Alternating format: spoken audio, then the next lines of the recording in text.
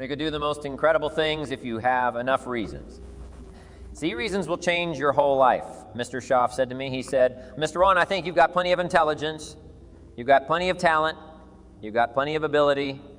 Probably what you lack is plenty of reasons. He said, I don't think your current bank balance is a true indication of your level of intelligence. I was happy to hear that, he said. I think you're much smarter than your present bank balance indicates. And that turned out to be true. I was much smarter. But of course, my first question was, well, then why isn't it bigger? And he said, you don't have enough reasons. You've got enough intelligence, but not enough reasons. So see, reasons can change your life. Here's what else I found out. Reasons come first, answers come second. You don't get the answers to do well till you get the reasons. Life has a mysterious way of hanging on to all the answers and only gives them up to the people that are inspired by reasons. So reasons make the difference in how your life works out. Now, what are some of the reasons for doing well? Let's go through a quick list called reasons for doing well. First is personal reasons. Some people do well for recognition. Some people do well for respect. Some people do well for the way it makes them feel. They love the feeling of being a winner. Those are good reasons. I have some millionaire friends that keep working 10, 12 hours a day, making more millions, and it's not because they need the money. It's because they need the joy and the satisfaction and the pleasure that come from being a constant winner. And see, it's not just the money anyway. It's the journey, not the money. Once in a while, somebody says to me, boy, if I had $1 million, I'd never work another day in my life. That's probably why the good Lord sees to it. They don't get their million, right? They'd quit. They'd quit. Okay, next is family reasons. Some people do extremely well for other people, and that's powerful. Human beings can greatly affect each other. Sometimes we will do things for somebody else we will not do for ourselves. We are made that way. I met a man one time who said, Mr. Rohn, to do all of the things I want to do with my family around the world. He said, I got to have at least 25 of $1 million a year. I thought, incredible. Could a guy's family affecting that much? And the answer is, of course, how fortunate are the people that find themselves greatly affected by somebody for personal achievement, and we are affected, the writer of a recent song said. If not for you, the winter would hold no spring. Couldn't hear a robin thing. I just wouldn't have a clue if not for you, so we can be affected. That might be one of the most stimulating reasons to do well, finding somebody. When Andrew Carnegie died, the wee little Scotsman that built the big steel industry, when he died, they opened up his desk, and in one of those drawers they found a slip of paper. On that piece of paper, Mr. Carnegie had written his goal for his life, and he wrote it when he was in his 20s. And on that piece of paper it said, I'm going to spend the first half of my life accumulating money. I'm going to spend the last half of my life giving it all away. What a goal he got. So inspired by that goal that the first half of his life, he accumulated $450 million, and the last half of his life, he gave it all away. Good question tonight. What's got you turned on? What's got you bombed out of sight to get up early and stay up late and hit it all day? Next question. What's got you turned off? When I found the answers to those two questions, my life exploded into change. I finally found out what had me turned off, and I got that cured. And then I got me a long enough list of reasons to turn me on. And once the lights went on for me, age 25, they've never gone out. I've fallen out of the sky a few times, but I've never lost that drive to make something unique out of my life. See, reasons altered my whole life. Now there's another list of reasons called nitty-gritty, hard little reasons. Sometimes those little reasons are the most powerful reasons that can change your life. Sometimes it doesn't take much. Now I carry several $100 in my money clip. It's only a few $100, but it was one of those reasons turned my life around. Just before I met Mr. Shelf, I heard knock at the door. I go to the door, and there's a little girl standing there about this tall selling Girl Scout cookies, and she gave me one of the finest sales presentations I've ever heard. Special deals, several flavors. This whole package of stuff, $2. Zero and with a big smile. She very politely asked me to buy, and I wanted to. Big problem, I'm broke. I don't have 2 dogs, and to this day I can remember the pain and the embarrassment. I'm a father, I'm a husband, I've been to college, I'm working, I'm 25. I don't have $2, Zero and I didn't want to tell her that for some reason. So I did what I thought was next best. I lied to it. I said, hey, look, I've already bought lots of Girl Scout cookies. I've still got plenty stacked in the house, which was not true, but it seemed to get me off the hook for the moment. She said, well, gosh, that's wonderful. Thank you very much, and she went away.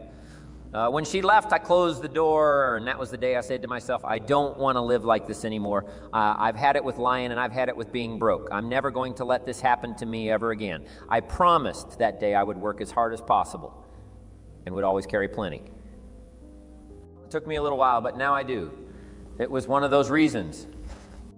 And I guess I carry plenty for two reasons. One is the way it makes me feel, but also in case I bump into another Girl Scout selling cookies. All right, I'm ready. I walked out of the Bank of America one time up in Saratoga, California, where I used to live. Two little girls selling candy right outside the bank. Glad place, some girl's organization they're working for, right? I come walking out of the bank. This first little girl walks up to me. She said, Mister, would you like to buy some candy?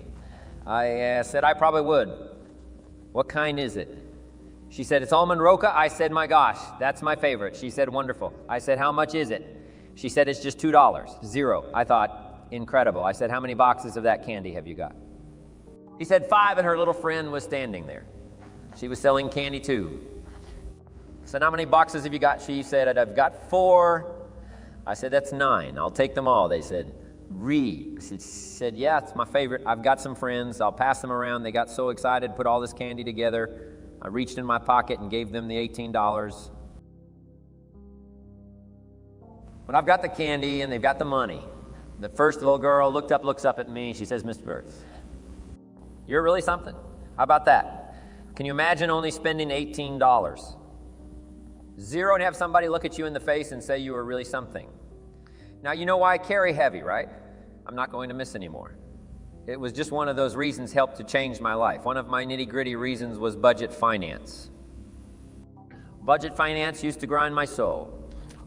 Way back in those early days, I had fallen for one of those consolidation loans where you take all your little hard-to-pay bills, put them into one big impossible-to-pay bill, right? I would get 4 or 5 payments behind this. One guy used to call me day and night, and I don't think they're allowed to do that anymore. Harassed me, threatened to run me in front of the judge, threatened to ruin my credit, threatened to embarrass my family one day. He said, we're going to come get your car, drag it rear, end up down the street in front of your neighbors. Bye-bye, called me a flake. And back in those days, I'm broke. I'm pitiful. There's nothing I can do about it.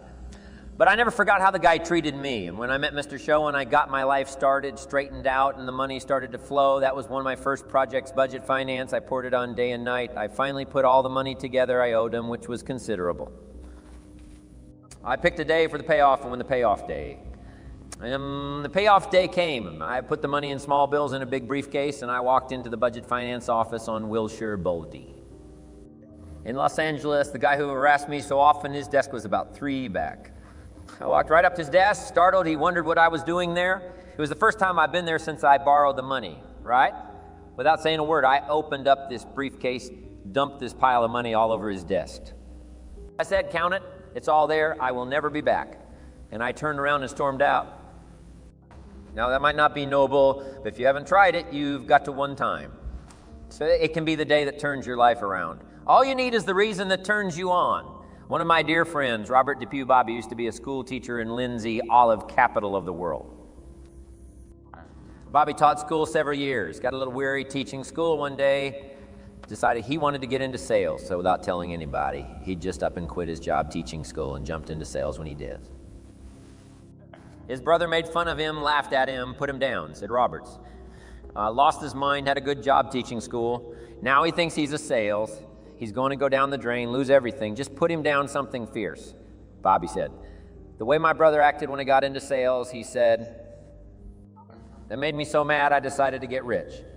And my question for you tonight is it possible to get that man? Of course, wealth is not a matter of intelligence, it's a matter of inspiration. Today, Robert happens to be one of my millionaire friends. Bobby's rich. Frank Sinatra said one time, the best revenge is massive success. It gets you a long enough list of reasons so that after tonight, you never lack for inspiration. You might not have all the answers right away, but you can get the answers if you get the reasons. Your better future is a dream for yourself and for your family. Where do you want to go? What do you want to do? What do you want to be? What do you want to see? You got to dream dreams. There's a Bible phrase that says, without dreams and visions, people perish. You've got to have something to go for that inspires the heart and the soul. Dreams from the children of Sanchez. It says, take the crumbs from starving soldiers, they won't die. Take the bread from hungry children, they won't cry. But without dreams, we all will die. You've got to dream. Don't lose your dream for yourself, for your future, for your family. The dreams of love and enterprise and travel and doing things, becoming something unique on your journey here. Don't lose your dreams. Do some dreaming. Here's the big challenge of life. You can have more than you've got because you can become more than you are. That's the challenge. And of course, the other side of the coin reads, unless you change how you are, you'll always have what you got. I have found in my experience that income does not far exceed personal development. Now, sometimes income takes a lucky jump, but sure enough, unless you grow out where it is, it'll usually come back where you are. Life has strange ways. If somebody hands you $1 million best, you become a millionaire quickly, so you get to keep the money. Otherwise, sure enough, it'll disappear. Somebody once said, if you took all the money in the world, divided it up equally among everybody, it would soon all be back in the same pockets. Incredible. Success is something you attract, not something you pursue. Success is looking for a good place to stay. So instead of going after it, you work on yourself. Personal development. See, the major question to ask on the job is not what are you getting. The major question to ask on the job is what are you becoming? See, the big question is not what am I getting paid here. The big question is what am I becoming here? Because true happiness is not contained in what you get. Happiness is contained in what you become.